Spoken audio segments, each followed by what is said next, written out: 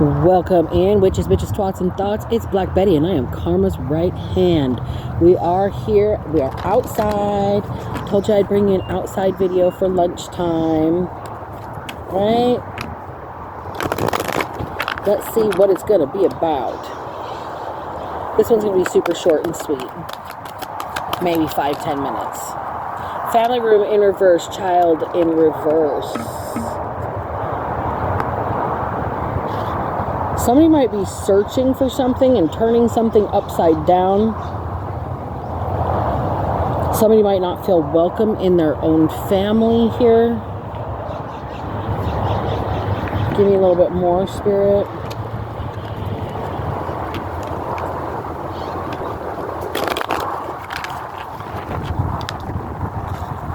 Ooh. It's windy. My cards are going little directions I don't want them to go.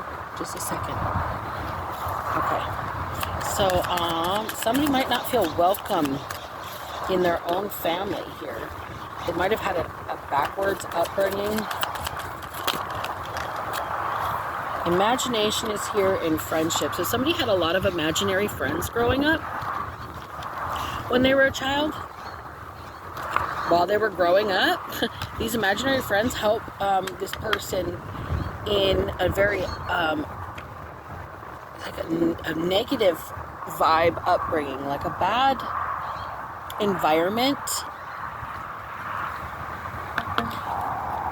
A bad environment. So let's see what that's all about. Tell me about this family room in reverse and this child in reverse. This bad environment where a child grew up and all they had were imaginary friends.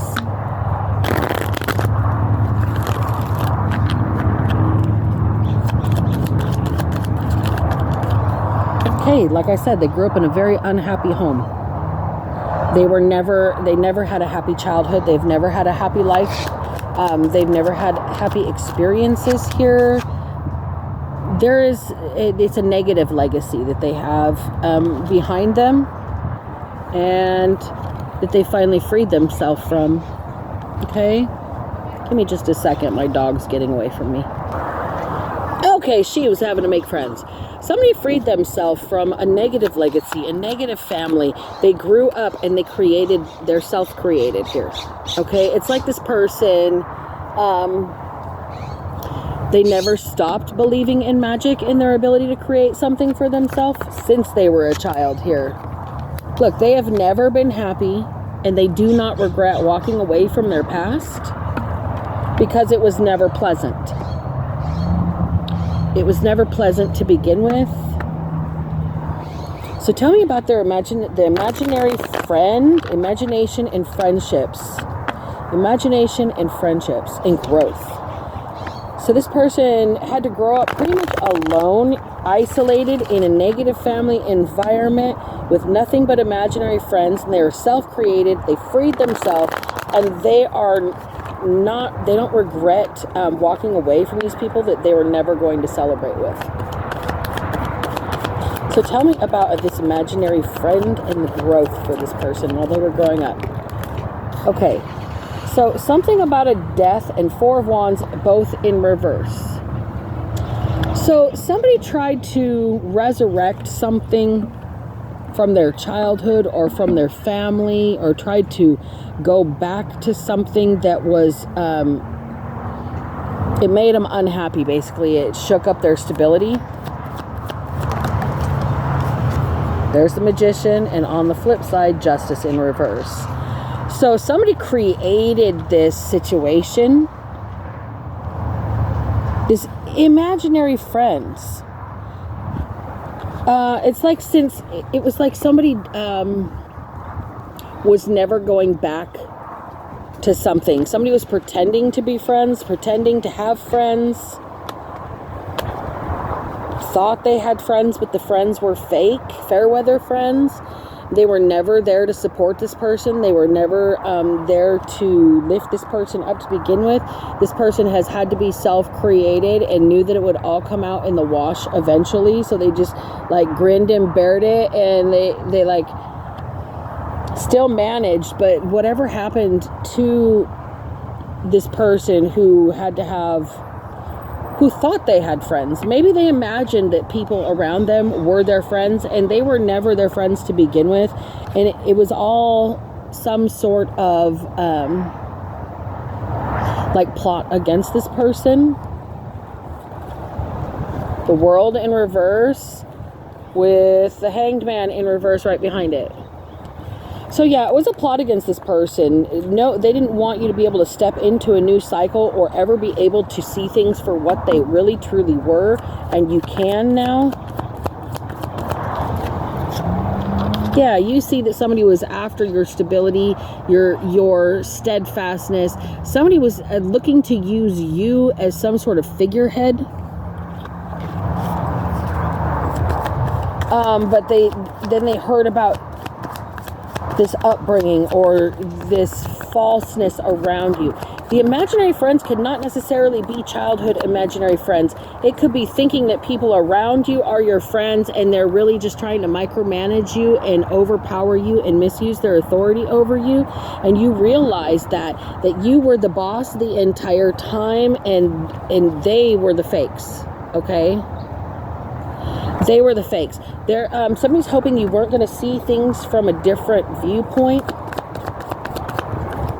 Hold on. Okay, 2 cards from other decks just flew with the wind. And what were those cards? The Queen of Swords and the Tower and the Seven of Swords. Okay, so the Queen of Swords is not even from the deck I'm using. It just flew from one of the other decks over here across onto the lawn over there. Somebody is telling the truth. They're revealing something about somebody, and it's like making somebody shake and quake at the knees, like they're very unsteady, they're weak, they're a jello jiggler in their knees because of something they'd said to backstab. They worked with people based on gossip about this other person. This Queen of Swords is revealing the truth. Good fortune is coming for this person who's telling the truth. Okay, it's turning the wheel in their favor because all they do is tell the truth. 10 of Pentacles and then the 3 of Pentacles. This person has a legacy to work on. Okay, they've got other things to think about besides the mundane that other people are focused on around them. This person is focused on their future. They're focused on on love. They're focused on ignoring fake apologies. They're focused on rejecting what no longer serves them.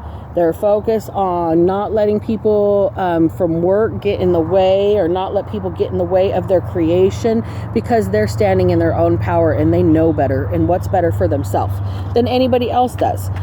This person is finally succumbing to their own and accepting their own authority in their life, and that nobody else is an authority over them.